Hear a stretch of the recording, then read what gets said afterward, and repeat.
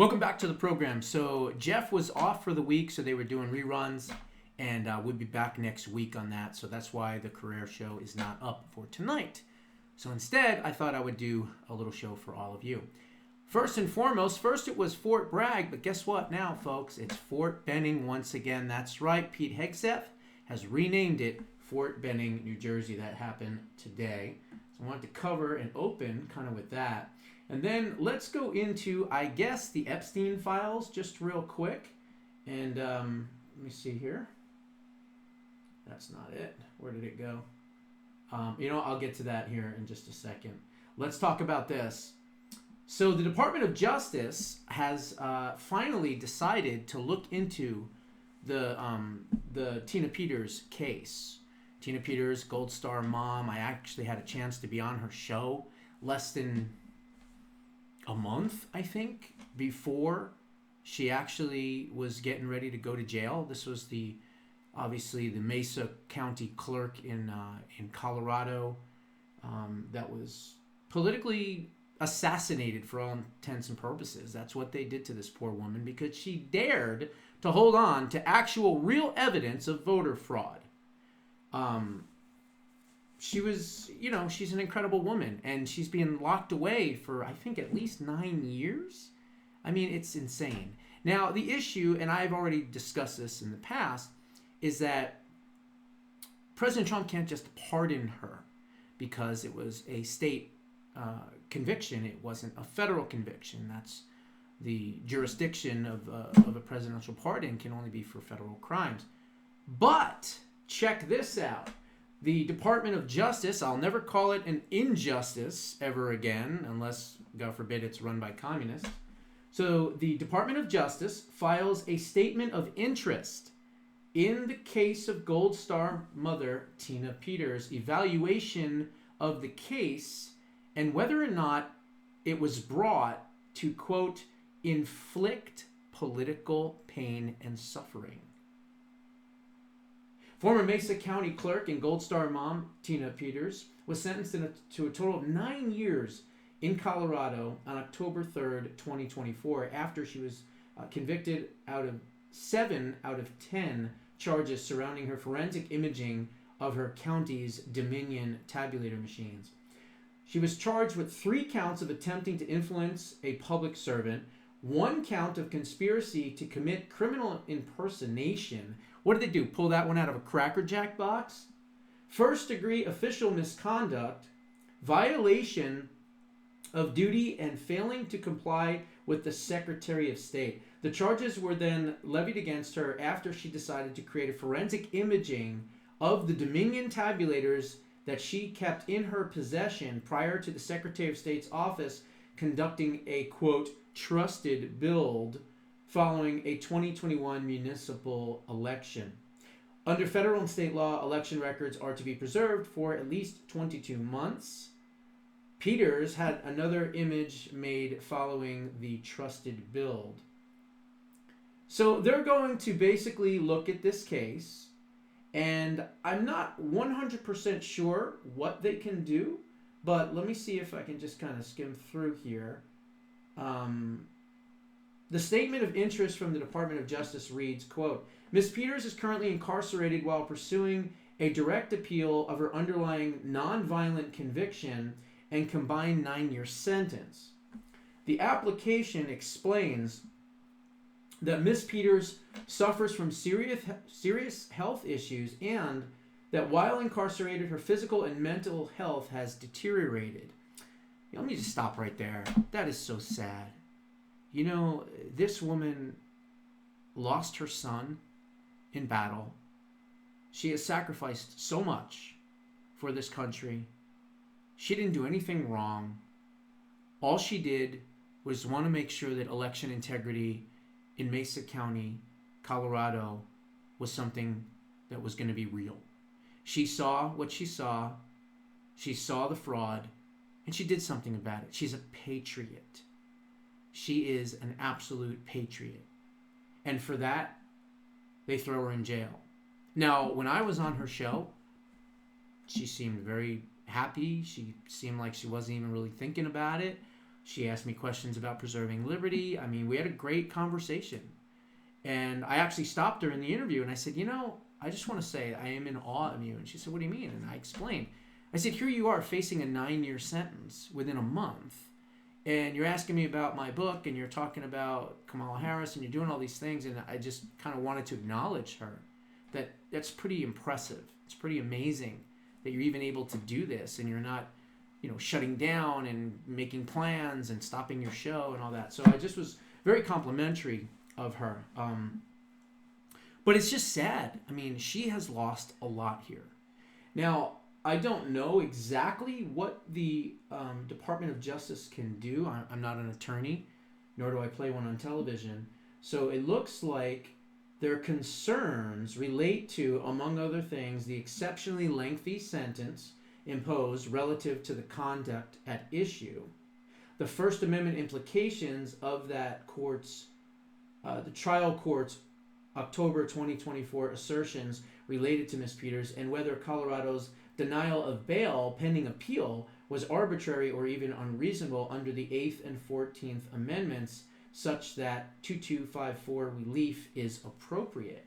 Accordingly, to the United States respectfully submits that the concerns raised in the application warrant, at the very least, prompt and careful consideration by the court and, at the appropriate time, the Colorado appellate courts. Parallel to these proceedings and Ms. Peters' direct appeal, the Department of Justice is reviewing cases across the nation for abuses of the criminal justice process. This review will include an evaluation of the state of Colorado's prosecution of Ms. Peters, and in particular, whether the case was oriented more towards inflicting political pain rather than towards pursuing actual justice or legitimate governmental objectives. Now that is what you want to hear from a Justice Department, okay? That's what you want to hear. That is scraping away, scrape by scrape by scrape, the 2-tier, 3-tier, 4-tier, 10-tier, 100-tier, a million-tier justice system. And they're going to keep scratching at it, and hopefully they're going to get to a point where they have wiped it all out. And there is justice, one justice for all, and that's the way it needs to be. We'll see what happens. But, hey, Department of Justice, if you're looking at trying to also free somebody that is still suffering in a jail cell, why don't you look at the Brian Kolfage story, okay? This is the triple amputee that was part of the I Build the Wall Foundation with Steve Bannon. Yeah, the poor guy is dying in prison. He is a decorated soldier, a patriot, and he is, from what I understand, the most wounded soldier to have ever survived in a war, in combat. Because he literally has, I believe, an arm, and that's it. I think that's all he has. No legs. The other arm is missing. I mean, he's basically a torso, I think, with like an arm. And he doesn't have his special, setup and all that in jail. I mean, he's sick. They're not taking care of. It's a disaster. It's an absolute disaster. And to think that any state, for that matter, but any person could allow somebody to just suffer like that after they've given so much for this country, I can't even wrap my head around it. I can't even do it. But let's just hope that they end up getting these innocent people out of prison. All right. What was the other thing? Oh, the CNN thing. All right, wait, hang on. Let me see. Let me get to this first. Now we'll do the CNN thing. So how is Trump doing on the approval ratings on Ukraine and Russia? Do most people agree with the fact that it was right for President Trump to throw Zelinsky out of the Oval Office? Or do they not like that and they think that he should have given in to whatever his demands were? Well, thankfully, there's a lot of people, at least enough, that have somewhat of an intelligence level. Do Americans like the way that Trump's handling his It's not job that when compared to how they felt about Joe Biden? So this is the net approval rating. You look at Joe Biden back in 2024, he was 22 points underwater. Holy cow. You look at Donald Trump, it's just a different planet entirely. I mean, the gulf +2. between these two is wider than the Gulf of America or Mexico, depending on which side of the aisle you stand on. He's at +2. So look, at this particular point, Americans are giving Donald Trump the benefit of the doubt. He's doing considerably better than Joe Biden was doing on the handling of the Russia-Ukraine conflict. And so on this simple question, I think Americans are saying, okay, Donald Trump's doing all right on this. What about specifically on how they feel about bringing the war to an end? Yeah, okay. So, look, questions on this can be quite complicated, but I think this kind of gets at sort of where the American trend line is. Americans on the Russia-Ukraine war want a quicker end of the war, but Russia keeps its captured land. Look at this, 50%. Bare majority coming in here. Support Ukraine's right to fight, even if it means a longer war. That's at 48. This is very, very close. But the trend line on this question is so important because that want a quick end of the war, look at this. You go back to August of 2022, it was at 31%. Now we're at 50%. I mean, that is a rocket ship upwards in terms of the Americans who want a quick end to the war, even if it means Russia keeps the captured Ukraine land. Americans are moving closer and closer to wanting a compromise, even if it means that Ukraine doesn't really get what it set out to want, at least at the beginning of this war. And not only that, in the next part of this clip, the Russia garbage and the boogeyman being Putin and all that, the American people are starting to understand that that's been a lie. And so they're improving on how they view Russia as well. Listen to this. And Americans' views on Russia are shifting as well. Absolutely. I mean, one of the reasons why we're seeing this is Americans who say Russia is an enemy. You go back to 2023, it was 64%. In that CBS News YouGov poll, it was down to 34%. Now, there is a chunk that believes that Russia is an unfriendly nation, but the percentage who believe that they're either an ally or friendly, that's up to 34% as well, basically equal to the percentage who say that they're an enemy. So views on Russia have become, let's say, a little less isolated in terms of wanting Russia to be way out there on their own, thinking that they're an enemy. At this particular point, they're starting to see Russia a little bit more friendly, and I think that's part of the reason why Americans want to see a compromise at this particular hour. There you go. So the Russia bullshit finally is starting to wear off on the American people that are still stuck on stupid and don't understand that the whole time it was Ukraine. I think the blow up in the Oval Office, to the people that don't pay attention and watch politics, daily like we all do, they saw that and they saw a strong leader. That's what they saw. They did not see what the liberal media prostitute whores have been reporting. And so I think that's the difference. So I think, like I said, he definitely has the advantage. Now, the other thing I was going to talk about is last night I talked about how that one deal, the 100-year deal with Ukraine and the UK making this pact together. And in it, as part of it, it said mineral rights to the UK. So when I saw that, I said, holy cow, there is no more mineral rights. They're gone. That's it, right? And so they lied and they brought him in to embarrass him, to try to weaken him, to show that he's not the deal maker that he says he is, right? That's what my kind of angle was more last night. Well, doing a little bit more research, here's what I find. This deal that they signed, this 100-year deal, starts 2027. So in other words, it's got a sunset provision that it will start in the future. So also looking at this deal and seeing everything in it, the part about the minerals was on the very, very, very, very bottom. It wasn't right up at the top.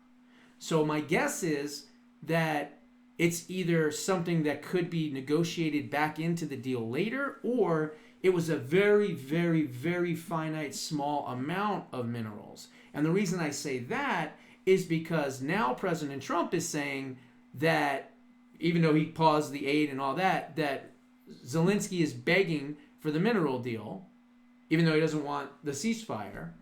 And he's also, because he wants the money so that he can continue this war effort. It's really sick when you think about it. So apparently what I'm understanding is there is still a big chunk, percentage, whatever you want to call it, of the minerals out there for us, for the United States. So there is that deal bargaining type of thing still going on. So I wanted to kind of point that out. And then the last thing I want to talk about is probably one of the most important, to be honest. So a private investigator has told the New York Post that Matthew Crooks did not act alone. Okay? So whoever this private investigator is, which we're going to get into, again, I pick the stories, but I don't read them. What I do is I look at it and then I find it somewhere else and I make sure, and then I look at it some more. And sometimes if there's somebody in the article, I'll call them and I'll question them. And then I have a certain verification process, let's just say. And so he's saying now that there was definitely an accomplice.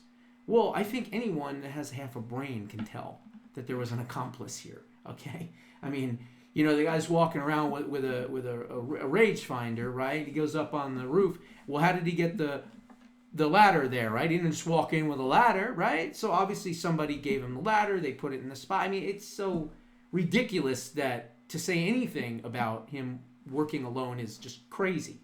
Was he a patsy? Of course he was. I've already said that.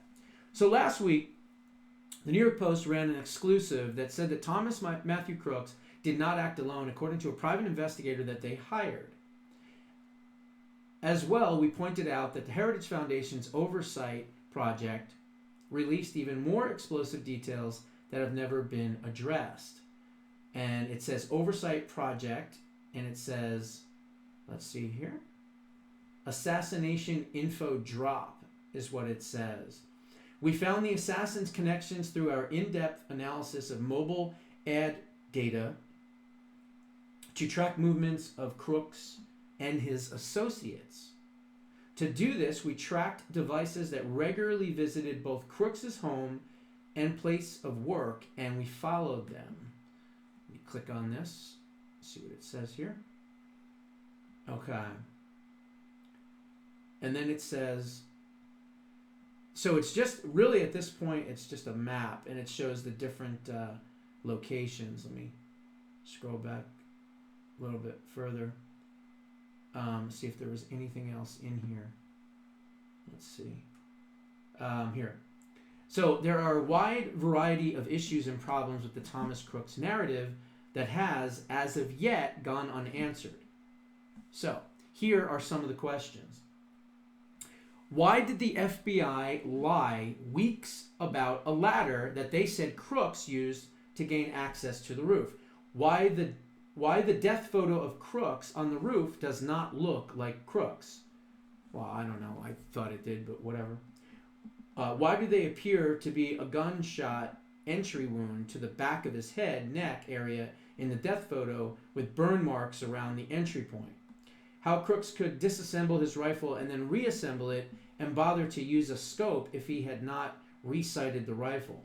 Why Crooks was so conspicuous walking through the vendor table areas using a rangefinder at the site and waiting outside the AGR building as though he was waiting for someone who would tell him to be there. Why no one saw Crooks go from the parking area to the AGR building. Why the AGR building was cleared by protesters. Why there are two vehicles, a car and a van, that are reported to have been Crooks' vehicles with supposed bomb components in them. Why sniper teams waited and watched for 45 minutes while a man with a scoped rifle was setting up an assassin's perch 130 yards away from where the presidential candidate was about to start speaking. Again, as I've said, they allowed the shot to be taken. I said that from day one. Within, I don't know, I think the next day or 2 days after July 13th, 2024 happened, I was saying, bottom line is, they let the shot get off.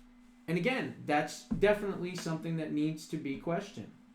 Why the acoustics captured by several individuals appear to show multiple shots from different guns, including a muffed shot that may have come from inside of a building like the AGR building.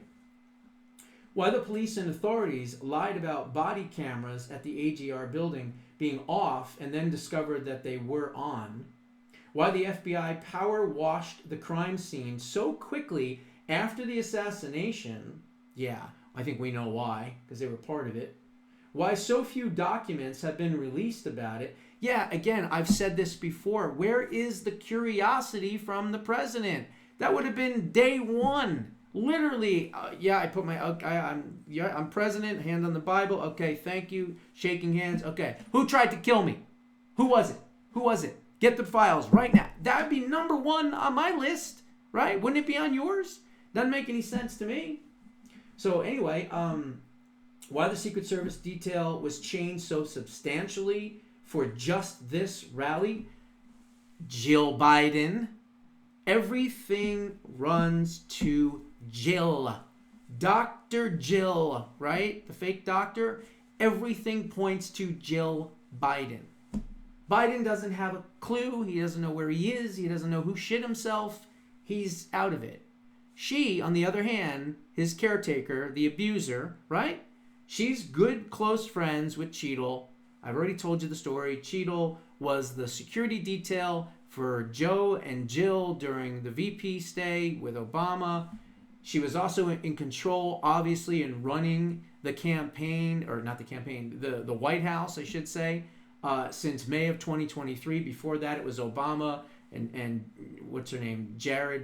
Valerie Jarrett, I think her name is. And Susan Rice was like the main person. So it was those three that were running it. And then eventually Jill said, no more of that, and threw them out and took over. That happened in May of 2023. So she's been running the White House, for all intents and purposes, all that time, which means that she was in charge of everything. And she knew exactly where her husband would be at one moment, President Trump would be at one moment, RFK Jr. would be at one moment. She knew the whole schedule. And they picked, and I'll say this publicly, they picked Butler, PA, due to its location, its wooded area and ruralness, kind of country-ish area, and they felt that that would be the best location to try to get the job done. And remember, they did it before J.D. Vance was even chosen. Meaning what? Meaning they wanted to throw the entire thing in chaos. They wanted the entire America First MAGA movement to be like, holy cow, we have nothing. We have no leader. Everyone's jockeying for positioning and all that. But I could go on and on that. So the next thing that it said was why the FBI power... Okay, we got that one. Why so few documents have been released. I got that one. The nature of the overseas encrypted accounts that the deep state tried to link Crooks to Iran for a period of time. Where are they? Why the Secret Service detail was changed. We got that one. Because Jill Biden scheduled a children's book reading in Pittsburgh. Sure she did. Why the Secret Service Director, Kimberly Cheadle, lied to Congress after she said that agents weren't on the roof because it was, quote, too slanted and therefore unsafe, even though agents were on other roofs that day that had much greater angles and slopes. Why was Crooks' body autopsied and cremated so quickly that congressional officials were denied access to it? What was the big rush all about? Why would Crooks choose to kill Trump after all the other far-left efforts to keep Trump off the ballot, disqualify him from office under the 14th Amendment, kick him off the ballots in Colorado had failed? Why is it so hard to determine Crooks' motive?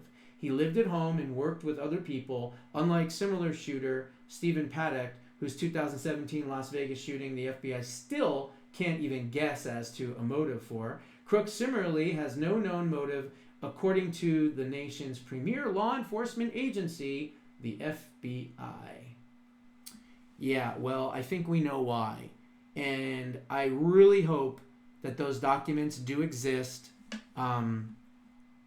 That's the thing. Criminals and communists like that try to kill people, they get rid of the documents, okay? That's what they do.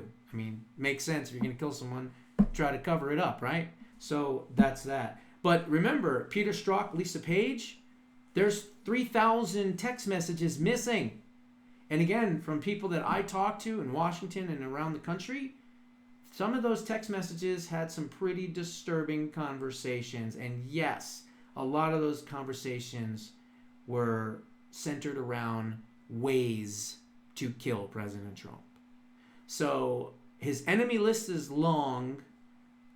Elon's is now getting pretty long as well. So let's just continue to pray for President Trump, for his safety, for his cabinet's safety, for Elon's safety, for all of MAGA and all of their safety as well. Because when you take down the globalists and you take down the fraudsters and you take down the con artists and you take down the communists and you take down all of these globalists and everything else, it's not going to be pretty, but it's necessary. And yes, it's dirty, dirty work.